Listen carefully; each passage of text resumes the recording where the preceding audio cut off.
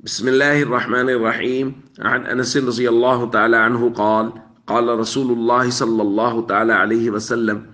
لا يؤمن أحدكم حتى أكون أحب إليه من والده وولده والناس أجمعين. رواہ البخاری۔ نبی کریم صلی اللہ علیہ وسلم نے ارشاد فرمایا، تم میں سے کوئی شخص اس وقت تک مومن نہ ہوگا جب تک اس کے والد، اس کی اولاد اور تمام لوگوں سے زیادہ اس کے دل میں میری محبت نہ ہو جائے۔ دوستو، ہم نے کل پڑھا تھا کہ لا یؤمنو آئندہ دروس میں آئے گا،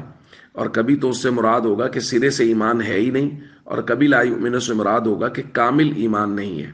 تو آج کی روایت میں جو لا یؤمنو، اس کا مطلب ہے سرے سے ایمان نہیں، یعنی اس چیز کا تعلق اعتقاد کے ساتھ ہے کہ کسی بھی شخص کو اگر نبی پاک صلی اللہ علیہ وسلم سے سب سے زیادہ محبت نہیں ہے تو وہ شخص سرے سے مسلمان اور مومن ہی نہیں ہے۔ اور یاد رکھیے، اس حدیث کی روشنی میں یہ بات بھی سمجھ لینی چاہیے کہ کسی بھی مسلمان کے لیے نبی پاک صلی اللہ علیہ وسلم کی مبارک ذات سب سے زیادہ محبوب ہے، اور حضور کی ذات ریڈ لائن ہے، یعنی کوئی بھی حرمت رسول اور عظمت رسول کے خلاف اگر کوئی بات کرے گا تو یہ کسی بھی مسلمان کے لیے گوارا نہیں ہو سکتی، کسی بھی مسلمان کے لیے اس کو برداشت کرنا ممکن نہیں ہو سکتا۔ اگر کوئی مسلمان اس کو برداشت کر رہا ہے تو وہ اپنے ایمان کی خیر منائے، اس کا ایمان موجود نہیں ہے۔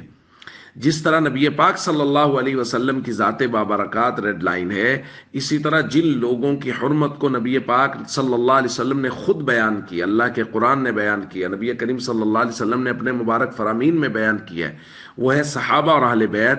تو ان لوگوں کی شخصیات، وہ مقدس ہستیاں بھی، وہ ہمارے لیے ریڈ لائن ہے۔ لہٰذا اگر کوئی شخص حرمت رسول کے خلاف بولے گا تو کوئی مسلمان، اگر وہ سچا مسلمان ہے تو اس کو برداشت نہیں کرے گا۔ کوئی صحابہ اور اہل بیت کے خلاف بولے گا تو پھر بھی سچا مسلمان اس کو برداشت نہیں کر سکتا، چونکہ صحابہ اور اہل بیت سے محبت کرنا دراصل نبی پاک صلی اللہ علیہ وسلم سے محبت کرنا ہے۔ اور حضور نے خود فرمایا، فمن احبہم فبحبی احبہم، جو صحابہ اور اہل بیت سے محبت کرتا ہے وہ میری محبت کی وجہ سے صحابہ اور اہل بیت سے محبت کرتا ہے، یعنی پہلے وہ مجھ سے محبت کرتا ہے پھر صحابہ اور اہل بیت سے۔ ومن ابغضہم فببغضی ابغضہم، جو صحابہ اور اہل بیت سے بغض رکھتا ہے وہ میں محمد کریم صلی اللہ علیہ وسلم سے بغض رکھتا ہے، اور میرے بغض کی وجہ سے صحابہ سے بغض رکھتا ہے۔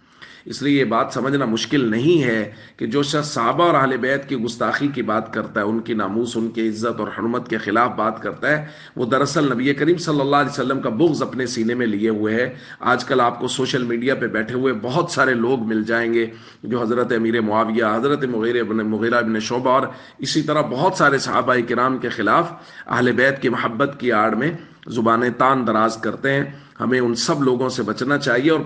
ہم سب مسلمانوں کو یہ پیغام عام کرنا چاہیے کہ صحابہ اہل بیت اور نبی پاک صلی اللہ علیہ وسلم کی مبارک ذات اس امت کی ریڈ لائن ہے۔ جو اس ریڈ لائن کو کراس کرے گا مسلمان کبھی بھی خاموش نہیں بیٹھیں گے۔ السلام علیکم ورحمۃ اللہ وبرکاتہ۔